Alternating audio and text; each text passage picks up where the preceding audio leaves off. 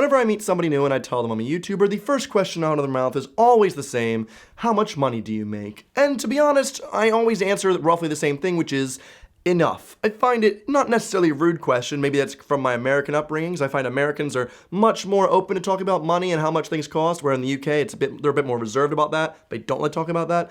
I'm kind of open to it for the most part. I don't think it's that rude. So I do eventually tell them a rough estimate, but I usually say enough. Enough to pay for my rent and, eat takeaway every once in a while. It's not too bad. But then the follow-up questions are always things like, well, how do you make money? Does Google pay you for views? Or how many subscribers do you need to make a living on the website? Well, if you've ever wondered anything like this, today is your lucky day, because I'm gonna be giving full disclosure about any type of money that any YouTuber makes and how it's made right now. Now, when it comes to any revenue stream that YouTubers have, every single one is basically down to one word: you. You, the viewer, are watching and supporting the content in any way you want. That is essentially how YouTubers are paid. Without the you, there is no YouTuber. It used to be the other way around, but for the most part, you, the viewer, have the power. So what you like, what you support, basically funds what you like, and what you support is a pretty great idea. Now, the first way that YouTubers make money, I feel like most people at this point understand this concept, but it's through AdSense. AdSense used to be a much bigger deal for everyone. It used to be a bigger part of the pie, but as time has progressed and YouTube has had issue after issue, it's become, most of the time, the lowest priority of our revenue streams. Whenever you're watching a video from your favorite content creator, you will see an ad in the beginning.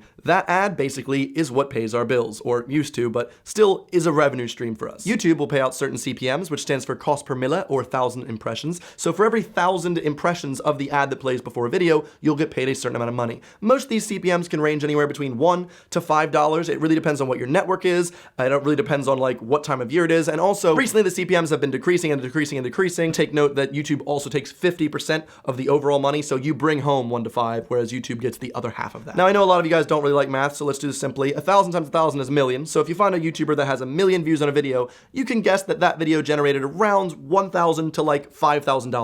I know that's a big range, but it really depends on the network, on the time of year. That CPM can change drastically. And there's also many, many more variables at play, such as if there's a pre-roll that is skippable, or you cannot skip it, or if there's mid-rolls. For instance, I've never used non-skippable ads in the beginning because I personally don't like them and I hate when I can't skip an ad, so I just put the skippable ones on. It works out a little bit less, but I don't really mind the difference. With all the recent YouTube algorithm changes and also the adpocalypse to think about, CPMs have been dropping and dropping to the point where a lot of YouTubers cannot make a living anymore on the website with just AdSense alone, which is a shame because it used to be like that. For instance, this tweet by Philip DeFranco, he just tweeted today, literally most of his videos now have been demonetized. He cannot make any money at all on those videos. But luckily, Phil has developed an incredibly loyal audience who have supported him with revenue stream number 2, which is Patreon. Patreon is the second way that most YouTubers make money, and think of it as an online tip jar. You are still going to see these videos whether you give them money or not, but if you really like them and you want to support them and you want to help them out and keep them making videos in case, let's just say, that becomes not profitable and they're losing money by making them, you can give them $1 per video or $1 per month. And a lot of times YouTubers set up perks for that. Philip DeFranco has a specific feed where he gets intel from his viewers, and anyone that subscribes to his Patreon gets a lot of extra info on his show. I've had a Patreon for a year now, and I've not really publicized that. I haven't talked about it in a video for the most part. I've just put it in my description. All I give as a perk is viewers of mine that are patrons get to watch my videos a bit early, get to find out what they are, and sometimes I ask questions about what type of content my patrons are looking forward to. It's very simple, it's easy, and I don't expect anything. And that's the positive of Patreon. There's no obligation ever, and I say that explicitly. I will continue making videos because I quite enjoy doing it, and if people want to support me, they can do that via Patreon and give me $1 a video or whatever they really want to do, and that's nice. It's just a nice little extra. The best part about Patreon is it really helps out smaller creators who have niche audiences. For instance, I watch a YouTuber who makes music theory videos about video game music because I love video game music, so I watch this guy, and he also has a Patreon where he allows his highest tiered patrons to ask him to do certain videos, and he will give the music theory on certain game music that they love. I love that idea, and it allows him to keep making these very high quality videos, and it allows the viewers to be very happy they're getting the content they expect. It's a win-win, but at the end of the day, I'm not necessarily a patron of him, but I can still enjoy his videos. It's literally no losing here. It's a win-win-win-win-win. 4 wins. Lots of wins. The next way a lot of YouTubers make money, I see especially when it comes to fashion bloggers and or beauty bloggers, and that is affiliate links. So you might see a video that a fashion blogger's uploaded, and it's not an ad at all. However, in the video, she might say, this is the concealer I really like, this is really nice, if you want to buy it, there's a link in the description, and she's not being paid to do that. but she might be. If you look in the description and look at the link she's provided, it may just be an affiliate link. Now, affiliate links are a great way for a YouTuber to promote something they love and also get money from it. So not only are they promoting something that they enjoy and telling you, the viewer, to get it, you, the viewer, are also helping them because most of the time they get a 5 to 20% kickback on that. So let's just say the concealer, very expensive concealer, costs 100 pounds. They're going to get anywhere between like 5 to 20 pounds for that as like a thank you from the brand for telling people about it.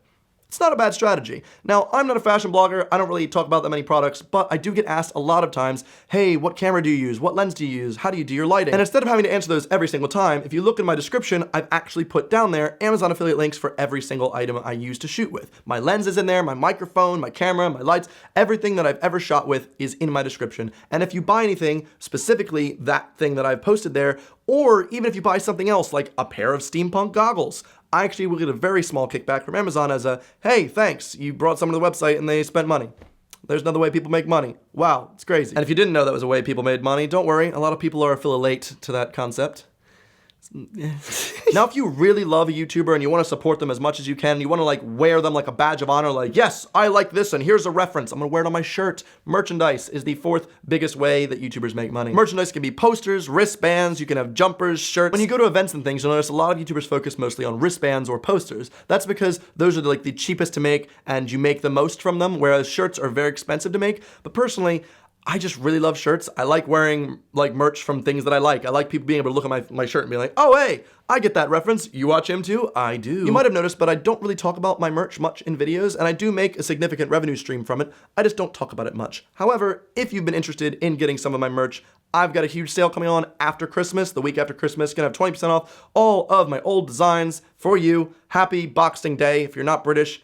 Happy Boxing Day anyway. And then also the month after that in January, I'm finally releasing online my Make Puns Not War shirts and posters and phone cases. It's gonna be lit. I'll probably be making a video about my new merch come January because there's a lot of like hidden things that I've designed into it that I think are funny, that I like, and I think a lot of you that have been watching for a while would get, but maybe some new people don't know. But yeah, I'll save that till January. And lastly, the biggest way YouTubers make money, that golden goose, that cream of the crop, the one that gets the most money and the most critics, the hashtag ad, the brand deal. Now, this isn't necessarily a brand new concept, but brands have a lot of money and would like to get as many eyes behind their product as possible. And YouTubers with very large audiences are incredibly nice looking to brands who just want a lot of people to look at their product. The amount of money a brand will pay a YouTuber really depends on three things. One of them is the audience size overall, the other one is how niche the audience is, and the third one is how much control the brand has over the content. Now, when it comes to how niche the audience is, what I mean is, my audience here on my main channel is, 450,000 subscribers roughly. It's quite large, but what I'm doing in this video is I'm sitting at the edge of my bed, I'm talking about stuff. Anyone can, for the most part, do this style of content. And if I am too high of a fee, they can just go to anyone else and get that. However, when it comes to my second channel, that is a travel-centric channel. The audience there likes travel-style videos, and so travel brands are much more likely to pay a higher fee for that style video, even though there's a lesser-sized audience. Weird. Brand deal videos pay very, very highly, to the point where sometimes you get a brand deal that will pay 12 times your monthly AdSense. That sounds unreal. The issue I find with most brand deals is when they do not specifically pick certain creators and make an interesting piece of content around them. What they do instead is just send loads of money to everyone and hope that it works out.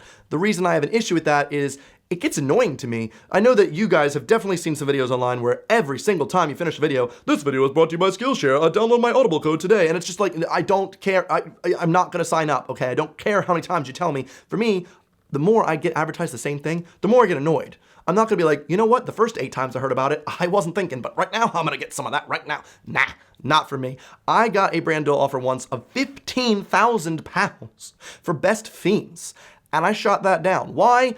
I don't play the game, and I find their advertising so annoying. They would not stop. They just kept getting YouTubers. Best Fiends, guys, I'm playing Best Fiends. It was too much, okay? Too many people had done the videos to the point where who has not heard of them? At this point, everyone's heard of them, and if you haven't downloaded it, it's because you don't give a crap and you don't want to download it. So anyone that still uses Best Fiends, I'm like, why? I mean, if you're playing the game and you like it, great. If I played the game, I'm sure I would have taken the money. That's a lot of money. That's hard to say no to. But I'm not going to tell my audience about an app I don't care about and I also think has annoying advertising. That's just not who I am.